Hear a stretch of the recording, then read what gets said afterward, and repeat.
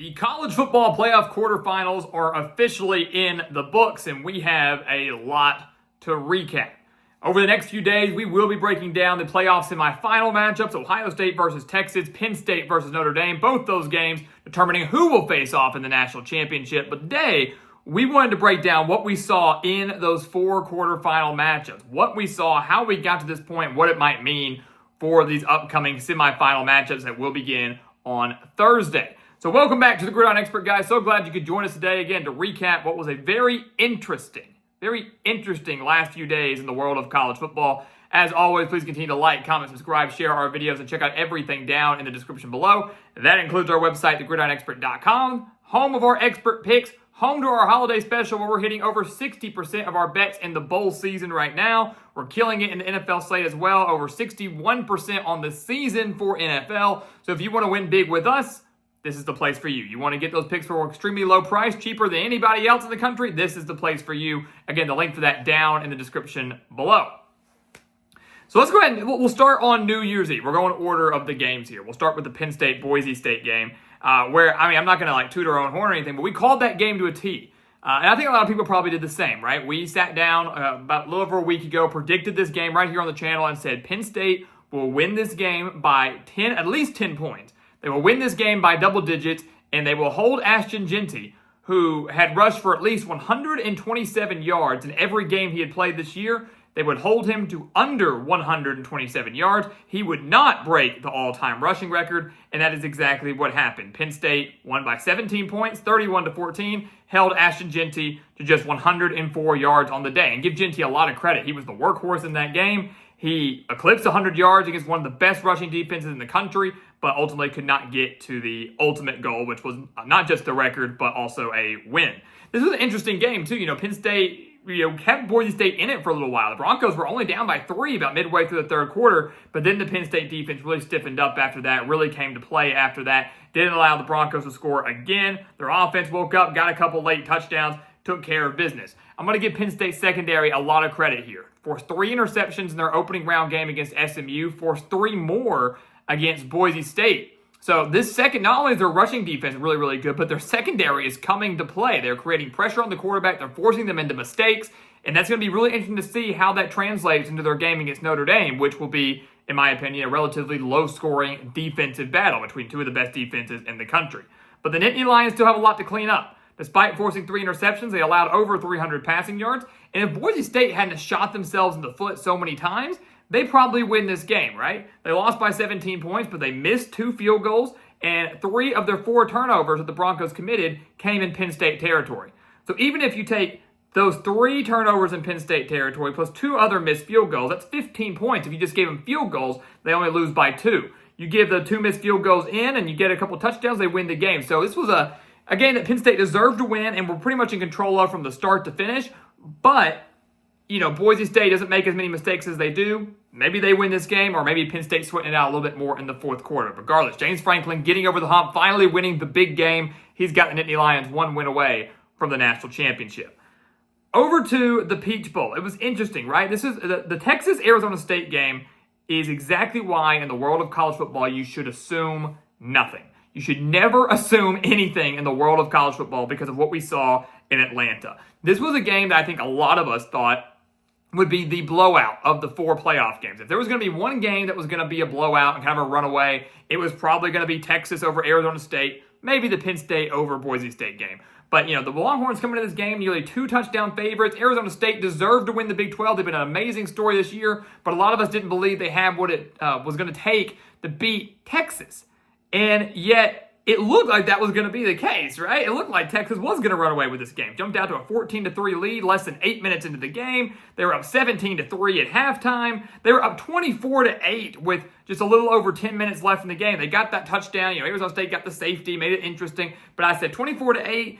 Yeah, the Sun Devils, there's a path to come back, but what are the odds of that in 10 minutes? And yet, slowly but surely, the Sun Devils just chipped away, and had a miraculous comeback. And it looked for a while they were going to end up winning this game. The targeting call was interesting.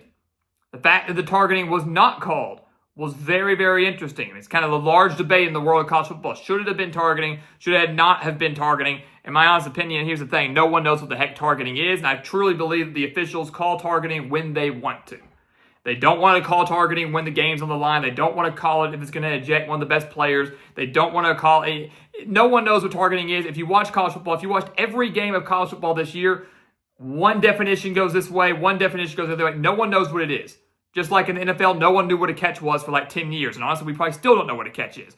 The targeting rule is ridiculous. I'm not saying it should have been called. I'm not saying it should have been called. But bottom line is, there has to be a clearer definition of what this rule is and what targeting exactly is, because the definition and the decisions on a targeting call vary from game to game and vary from official to official, and it should not be the case. And that's absolutely true. It does vary. It's basically almost honestly opinionated. I think it's targeting this game. I don't think it's the other game. They don't do a good job being consistent. So that was a game that I know Arizona State fans feel they got robbed on. I feel like, obviously I do believe if that call goes Arizona State's way, they win the game and they're in the semifinals right now. Instead, they go to overtime. Texas gets a miraculous 4th and 13 touchdown conversion, a 28-yard touchdown pass from Quinn Ewers to Matthew Golden, and then obviously we're able to get the stop on defense to win 39-31 in double overtime. Here's the thing. Crazy, crazy game.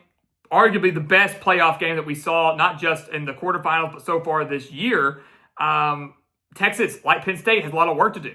The Longhorns were torched against Clemson in the opening round. They were torched against Arizona State, allowing 510 yards of offense to the Sun Devils. Texas's rushing game, which had been so dominant for weeks on end, was held to just 53 yards on the day. They were outgained by 135 yards against the Sun Devils, and they were absolutely torched by Cam Scatteraboo, who had 284 of the 510 yards for Arizona State. 143 rushing yards and 2 touchdowns, 99 reception yards, and that beautiful 42-yard touchdown pass that really gave the Sun Devils life again in the fourth quarter. So a lot of credit to him, also being sick and doing all of that. So credit to Arizona State, credit to him what they did. Texas, you got a lot of work to do going up against Ohio State, who right now seems like the national title favorite. I mean, if we're going to be completely honest here. The Rose Bowl was the one that I think we all were hoping and thought would be peak cinema. This was going to be the game of the year, right? Iconic venue, 2 great teams. The game that we saw back in October was an instant classic. This game had even higher stakes. We were all hoping for a great game, and it was pretty evident that within the first couple minutes, it was going to be a blowout. And that sounds ridiculous, but this game was over. Honestly, you could tell this game was over, in my opinion, as soon as Ohio State got the first stop defensively. They scored 3 plays into the game, shut down Oregon's offense right out the gate, and I was like, this is going to get ugly fast. And that's exactly what happened. They jumped out to a 34-0 lead. 34-0 lead. And the funny thing about this is if you had told Oregon pregame, if you said, hey, guess what? You're going to hold Ohio State to just 7 points in the second half. If you had said they're only going to score 7 points in the entire second half, I guarantee everybody on Oregon's fan base and Oregon's team would have said, we'll take that. But little did they know they were going to spot the Buckeyes 34 points. It was just absolutely embarrassing. And I feel bad for Oregon, a team that goes undefeated, wins the Big Ten. Obviously, they get a first-round bye, and their reward is playing a team that even coming into the playoffs, despite being the number 8 seed, despite falling to Michigan in the season finale, many teams still felt was like the second best, maybe even third at the worst, best team in the playoff, not the 8th best team. So that was Oregon's reward, facing a team that was really, really, really good, despite being the number 1 seed and the best team, arguably, in the playoff. I mean, at least what we thought before it started. But again, this game was just embarrassing. Scored the 3rd play of the game. Ohio State had 4 touchdown drives in the first half. All of those drives were 3 plays or less. So they were just firing on all cylinders. Oregon's defense had no answer for the Buckeyes whatsoever. Buckeyes had 500 yards of offense. Oregon just 276. They held the Ducks to negative 23 rushing yards thanks to 8 sacks and 13 tackles for a loss. It was just the most, dominant performance I think we've seen from Ohio State all year long. The offense was clicking, the defense was clicking, and to do it against the number 1 seed, to do it against a team that we thought was probably going to go on to win the national championship was really, really impressive. It was unfortunate for us to see a 41-21 blowout. It was unfortunate to us to hype this game up and see it amount to nothing, but Ohio State made a statement out of the Rose Bowl. Ohio State said, we are now the team to beat. You all left us for dead. I'll admit, I thought they were in trouble too. All left us for dead after that loss to Michigan.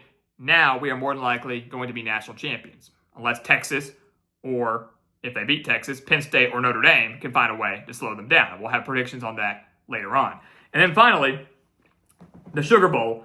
Obviously, a lot of intrigue around that game following the tragedy that we saw on New Year's Day. The game having to be postponed until the very next day. So obviously a very emotional game for these teams, for the city of New Orleans. That's just been so much over the last 20 plus years. I mean, it's just been one incident after another, and I can't help but feel for them, the city, the families, everybody that was affected by, again, that horrible, horrible tragedy that we all woke up to on New Year's Day. But these two teams, the show went on. They found a way to play the game. They found a way to regroup their focus.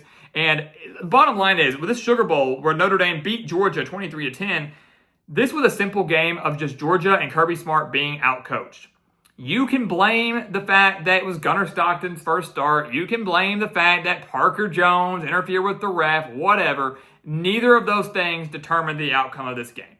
The Parker Jones interference didn't determine if Georgia won or lost this game. It was, even if Georgia scores a touchdown on that, even if they, he doesn't bump into the ref and Georgia scores a touchdown, they still lose the game, right? Maybe it would have affected momentum early on. I still believe Notre Dame wins the game. So I don't use that as an excuse. Don't use the fact that Carson Beck was out. Use the fact that Georgia's a heck of a football team. I have no doubt about it. Kirby Smart's still arguably the best coach in the game right now, but he was simply outcoached. Even the best get outcoached from time to time. That's exactly what happened in New Orleans by Marcus Freeman. It was unbelievable. Unbelievable. 94 passing yards is all Notre Dame had, but they had 154 rushing yards, 80 of them coming from Riley Leonard. The defense, as we mentioned, was what was going to carry Notre Dame. We said the offense isn't that great. It's not amazing, but it's the defense that can help them win this game. That's exactly what happened. The defense had two major turnovers, one of them at the Notre Dame 10-yard line as Georgia was about to score. The other right before halftime, which led to a Notre Dame touchdown to put them up by 10. And then the special teams coming through right out of halftime, returning the opening kickoff of the second half to give them that 17-point lead. So that was amazing. I mean, that 17-point swing in less than a minute of game time. Notre Dame kicked the field goal, got the strip sack, scored a touchdown, goes to halftime, touchdown right out of halftime. 17 points, again, in 54 seconds. That is obviously what changed the game, changed the entire course of the game. And then, obviously, getting the stop on, 4th and 5 from the Georgia or Notre Dame 9-yard line. Georgia tailing 23-10. Notre Dame gets that stop. Still a lot of time left. And then Marcus Freeman pulled out that amazing 11 on, 11 off switch. Run out there, act like they're going to punt, and then rushes the team off and rushes his offense back on, draws Georgia offside. Brilliant coaching move. Absolutely outstanding. A heck of a call, a heck of a decision, and ultimately not what won Notre Dame the game, but helped them seal it because they were able to chew up a lot more clock after that, ran it off, up by 13 points, got the job done. And Notre Dame, kind of like Penn State, it's interesting. The two teams that are now meeting in the semifinals are two teams that we've criticized, I guess, for years, not able to win the big games, right? Notre Dame's made the semifinals multiple times and made the playoffs multiple times, never got over that hump. Penn State's been close, never got over that hump. Now both these teams are fighting for a spot in the national championship. One coach will fail to win the big game, but both Penn State and Notre Dame did win 2 playoff games, got them to the semifinals. It's a shame one of them has to lose, but it's going to be a very, very fun matchup down at the Orange Bowl. So, again, Notre Dame deserved to win, obviously. Georgia obviously was not at full strength. We understand that, but don't make excuses. Give Notre Dame their roses, give them their credit, and just kind of own up and say Kirby Smart simply did get outcoached in that game. Can Marcus Freeman do it one more time, this time against Penn State? So there you go, guys. Just some quick hitters, quick reactions from what we saw in the quarterfinals. I thought it was interesting. Again, the Texas-Arizona State game was the best game of the 4. The Rose Bowl was a blowout. The Fiesta Bowl was pretty much a blowout. And the Sugar Bowl was essentially a blowout, as we saw at the end of that first half and into the second half. So hopefully the 2 semifinal games that we get will be much better, will be much closer, will be a little bit more competitive. We will have predictions on both those games coming out to you later next week, or a little bit before both games start, one on Thursday, one on Friday. So we will have analysis for those games coming out. Our official national championship prediction, tons more content coming your way over these next few days. But in the meantime, get ready. Enjoy the rest of these bowl games and get ready for what should be a very fun playoff semifinals. So guys, as always, thank you so much for watching us here at the Gridiron Expert on YouTube. Make sure to continue to like, comment, subscribe, share our videos, and check out everything down in the description below. That includes our website, thegridironexpert.com, home of the holiday special, home of our expert picks, and tons of exclusive football content to help you out year-round. Again, the link for that down in the description below. And once again, as always, thank you so much for watching, and we'll see you next time right here on the Gridiron Expert. Yeah.